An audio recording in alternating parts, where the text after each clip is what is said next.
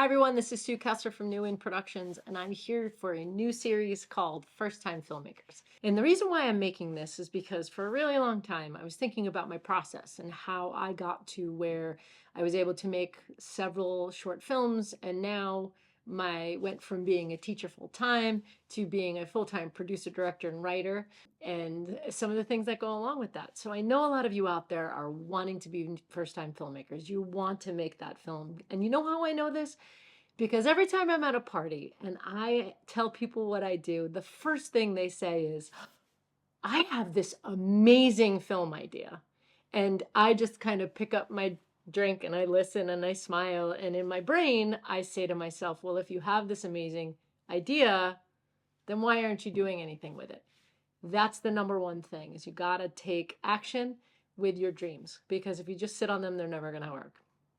So having said that, I'm going to go through the process that I went through, because it's not easy and it's a little scary. And I see a lot of people going out there and just asking for people to do things for free, when in all honesty, you really need to start honing in your own skills and making yourself a collective of people that are going to help you fulfill that. So I'm just going to go through some of the things that I did to get started. And then following videos are going to talk about some of the programs that I use for writing, some of the programs that I use for editing, things that I learned along the way, things that you need to know about breakdowns of scripts, plot and characters, and saving the cat and all that really fun stuff. So I think everybody really needs to know it.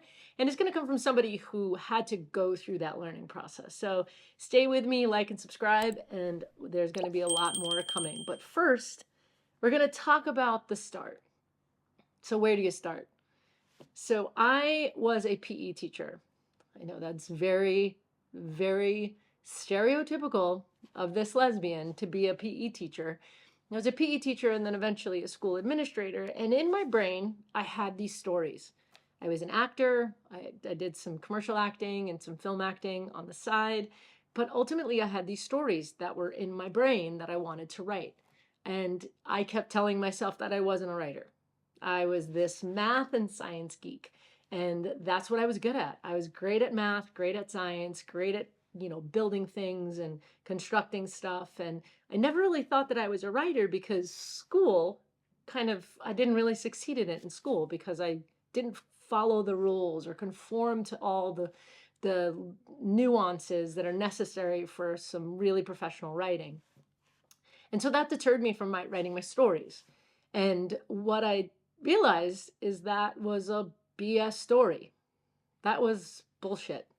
That was pretty much me making up excuses on why I didn't start, writing. I was a teacher and I used to tell stories to my kiddos all the time. So the first thing I started to do was put pen to paper and break through that story that I told myself and start to write and get my stories out on paper. Now, were they grammatically perfect? No. Were they formatted to APA style or to a T? No. But did I get those stories out of my head and onto paper? Absolutely. And it took me a while to get used to the flow and the comfort of me getting those stories out. So the first thing I'm going to say is that if you have one of those great film ideas, get it out, put it on paper, write it down. You may find a friend eventually, some collaborative friend that you can write it together. But ultimately you have to start somewhere. So my first suggestion is to get it out on paper. My suggestion number 2 is to keep writing, keep getting those ideas out, and not just talking about them, but putting them down on paper. Because I started writing a children's book called Filbert and His Tremendous Trousers. And so I just was writing this children's book. It was a story I told these kiddos all the time when I was a teacher, and I had writer's block. I didn't know where to go. I didn't know where the story was going to lead to. I didn't know anything. And being an actor, I went to a play, saw a friend produced a play. I think the play was Doubt at the time. Pretty heavy, intense drama. And I don't know why, but I thought, as I'm sitting with 2 of my friends, and I was like, why don't I write a film? This would be a great film. I'm with my 2 friends. totally different worlds, have completely different backgrounds, but we all get together and have a really great time. And we all have these really fun dating stories. So that's where the brainchild of Misadventures of Being Single comes up. Misadventures of Being Single was one of my first films I wrote. I really didn't know the format and the style, so I hopped on YouTube and I researched the appropriate formats, which I will be doing a video to kind of guide you through some of the formatting and some of the things you want to do and look for as a writer, and some of the things you want to avoid as a writer. Anyway, we'll get back to that. So out of my writer's block for this children's book, I decided to write Misadventures of Being Single. And I got it all out on paper, and I met up with a couple acting friends, and my one acting friend was like, I know this really great director.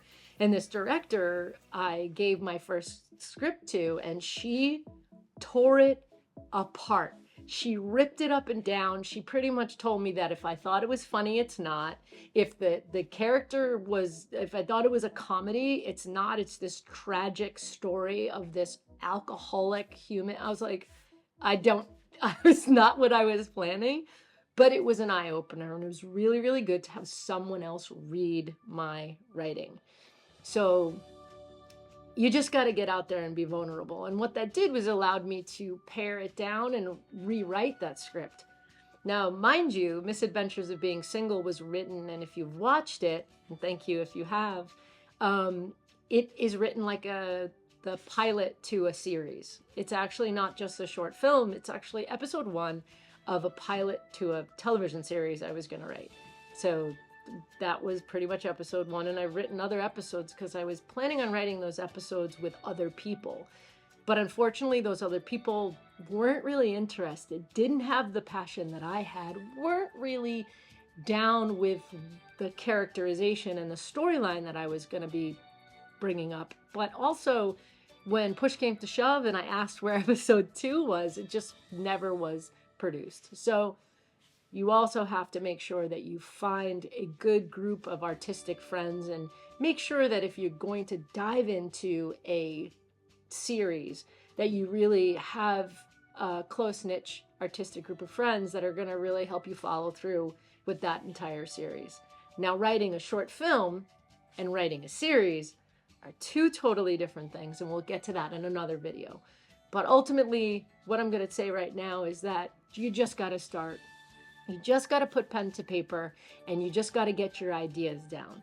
Now, my next video coming out in a couple days is going to talk about what are the formats you need to understand about writing a screenplay, and some programs that are really, really great to help you get those screenplays down and make sure that you are following the proper format. And that way it's easier for actors to read, it's easier for camera people to read, for your DP to understand, and when you're ready to produce, the flow is going to be much better. So stick around for that. I hope you join me for this journey, and I hope if you have any questions, please put them below. If you want to see anything in particular in this series, please put it below and I will address it in a video.